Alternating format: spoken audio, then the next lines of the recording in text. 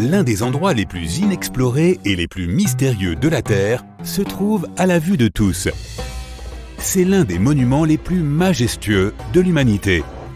La merveille du monde antique cache un secret que les scientifiques et les archéologues ne peuvent toujours pas résoudre. Il s'agit du grand sphinx de Gizeh en Égypte. L'énorme sculpture d'un lion à tête humaine a été taillée dans la roche il y a environ 4500 ans. Les scientifiques ne connaissent toujours pas la date exacte de sa création et ignorent également qui l'a construit et dans quel but. Il existe de nombreuses hypothèses et théories, mais aucune d'entre elles n'a été confirmée. La plupart des gens ont vu cette majestueuse sculpture, que ce soit en photo ou en réalité, mais presque personne ne sait ce qui se cache en dessous. La statue du sphinx a été sculptée dans un seul morceau de calcaire. Elle a été peinte, les restes de pigments de couleur à la surface le prouvent. Dans un passé lointain, le sphinx était beaucoup plus lumineux et coloré que ce que nous voyons aujourd'hui. Mais même après des milliers d'années, sa grandeur n'a pas diminué. Et d'ailleurs, sphinx n'est pas son vrai nom. Il a été inventé par les Grecs une centaine d'années ou plus après sa création. À l'origine, les Égyptiens appelaient la statue Horé Maquette. De nombreuses légendes et théories affirment que le sphinx est là pour une raison précise. Il est comme un chien de garde qui surveille la tombe du pharaon et les secrets de l'Égypte ancienne.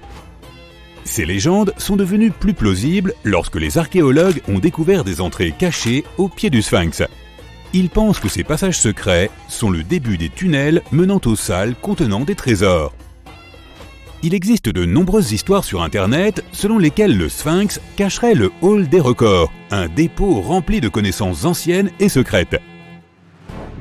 L'un des principaux artefacts de ce dépôt est censé être les archives de l'ancien état mythique de l'Atlantide. Selon les légendes, la bibliothèque entière de cette cité a été déplacée sous le sphinx. L'entrée de cette bibli doit être située à côté de la patte droite du sphinx. De nombreux archéologues ont tenté de trouver cette entrée, mais sont repartis bredouille.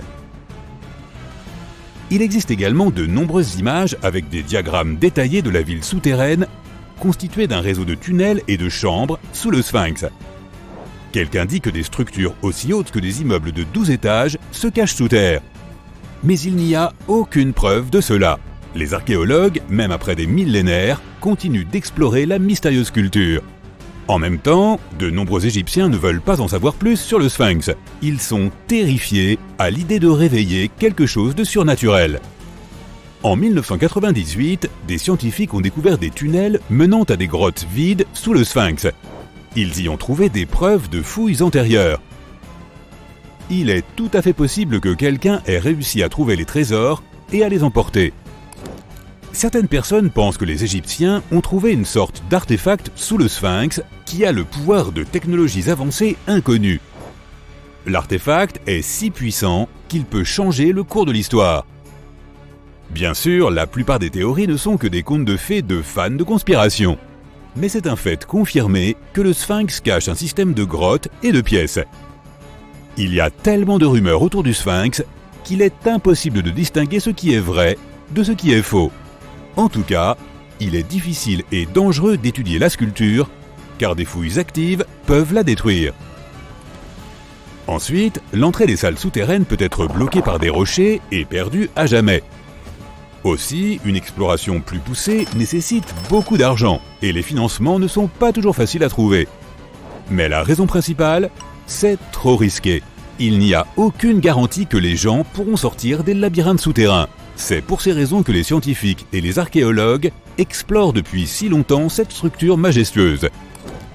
Le mont Rushmore, dans le Dakota du Sud, est un autre monument architectural célèbre qui recèle un secret.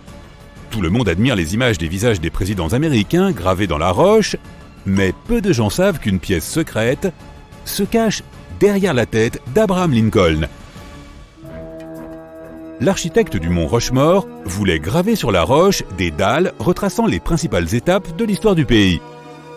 Mais son projet était trop compliqué à réaliser. On lui a alors proposé de le mettre en œuvre à une échelle beaucoup plus petite, construire une pièce secrète à l'intérieur de la montagne. L'idée était de sauvegarder ces connaissances afin que les générations futures se souviennent toujours de l'histoire de leur pays. Malheureusement, l'architecte n'a pas eu le temps de terminer son travail. La construction a été interrompue pendant plusieurs décennies, mais à la fin des années 90, le projet a été repris. Des plaques de porcelaine émaillée illustrant l'histoire des États-Unis ont été placées dans la pièce. Il est possible que ces plaques soient stockées là pour toujours. Mais les gens ne peuvent pas les voir, du moins pas pour l'instant. La pièce est inaccessible aux touristes car il est trop difficile d'y pénétrer. Une autre pièce secrète se trouve dans l'Empire State Building. Il ne s'agit même pas d'une pièce, mais d'un endroit où l'on peut prendre de superbes photos.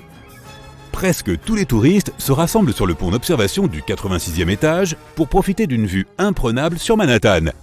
Mais il y a un autre pont avec des fenêtres panoramiques au 102e étage. Il y a beaucoup moins de monde là-bas car presque personne ne connaît cet endroit. Heureusement, l'accès à ce pont est ouvert à tous.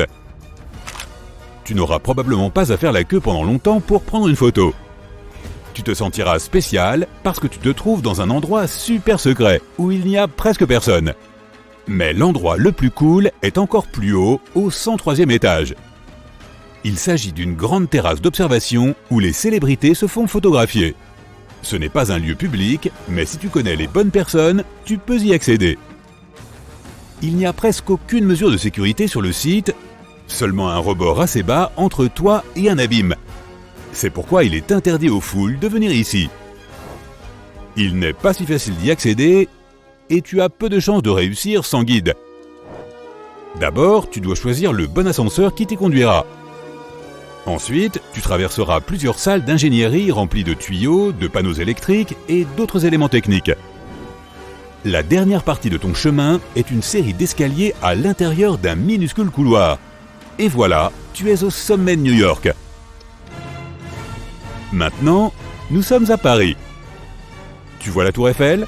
À l'intérieur, il y a des restaurants et des ponts d'observation. Mais si tu cherches bien, tu peux trouver un appartement secret. Maintenant, c'est un musée, mais il a été construit pour que des gens puissent y vivre. L'architecte de la tour, Gustave Eiffel, a créé cet appartement en 1889 pour lui-même. Il se trouve presque tout en haut de la Tour Eiffel. Imagine la vue canon qu'il voyait chaque jour. Il était le premier et le seul locataire. Personne d'autre ne pouvait avoir accès à cet endroit. Lorsque l'architecte est décédé, l'appartement est resté vide pendant un long moment. Ce n'est que récemment qu'il a été restauré et transformé en musée. À l'intérieur, l'époque du siècle dernier est recréée. Ils ont même placé des figures de cire de Gustave Eiffel, de sa fille et de l'inventeur américain Thomas Edison dans la pièce. Cet endroit est rempli d'un flot incessant de passagers, d'employés de bureaux en retard, de visiteurs d'autres villes. Bruit, sifflet de train. À la gare Grand Central de New York, parmi tous ces bruits, tu peux entendre le son d'une balle frappant une raquette, si tu es au bon endroit. Un véritable court de tennis est planqué dans la gare centrale de New York. Il appartient à un club de tennis qui organise des matchs d'entreprise pour les employés de nombreuses sociétés. Le club a été ouvert dans les années 60. Maintenant, nous allons à Londres, à Charing Cross Road. Ce n'est pas facile de trouver un endroit secret ici. Pour y parvenir, tu dois regarder tes pieds bien attentivement. Tu vois ces grilles d'égout dans l'asphalte ? À l'intérieur d'elles, tu peux remarquer 2 panneaux avec le nom de Little Compton Street. Oui, il y a une autre rue juste en dessous de toi. Elle a disparu de toutes les cartes à la fin du 19e siècle. Charing Cross Road a été construite par-dessus. Les panneaux d'identification que tu vois font partie d'anciens tunnels d'ingénierie. Il y a un autre endroit intéressant à Londres. Il est situé dans le coin sud-est de Trafalgar Square. À première vue, il ressemble à un gros lampadaire, mais il y a trop de touristes qui se promènent. On s'approche et on se rend compte qu'une personne peut facilement tenir à l'intérieur du lampadaire. Le lampadaire n'appartient pas à un électricien, mais à un officier de police. Oui, c'est le plus petit poste de police du monde. Il a été construit dans les années 1930 et est utilisé comme poste de surveillance. Les officiers devaient s'y asseoir un par un et surveiller Trafalgar Square, qui attirait toujours de nombreux pickpockets et toutes sortes d'autres criminels.